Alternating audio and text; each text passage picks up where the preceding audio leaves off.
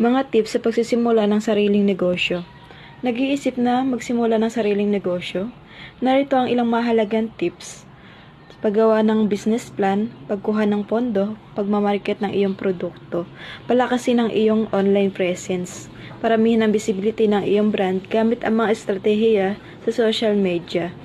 Pwede kayong gumawa ng nakakaenganyong content, paggamit ng mga relevant hashtag at pakikipag-ugnayan sa iyong audience.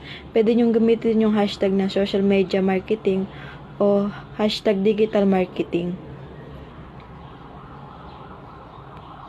Magsagawa ng masusing pananaliksik sa merkado. Bago ka magsimula, alamin kung ano ang pangangailangan ng iyong target market. Mayroon bang sapat na demand para sa iyong produkto o serbisyo? Sino ang iyong mga kakompetensya?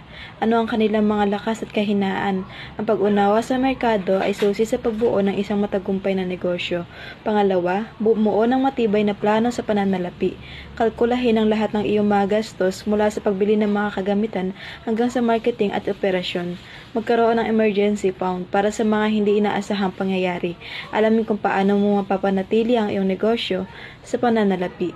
Isaalang-alang ang mga pinagkukunan ng pondo, maging ito man ay personal na ipon, pautang o mga investor. Pangatlo, magbigay ng excellent customer service. Ang magandang pakikitungo sa iyong mga customer ay napakahalaga para sa tagumpay ng iyong negosyo.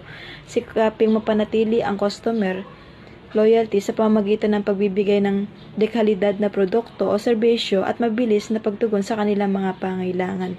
Ang positive word of mouth ay isang malaking tulong sa paglago ng iyong negosyo.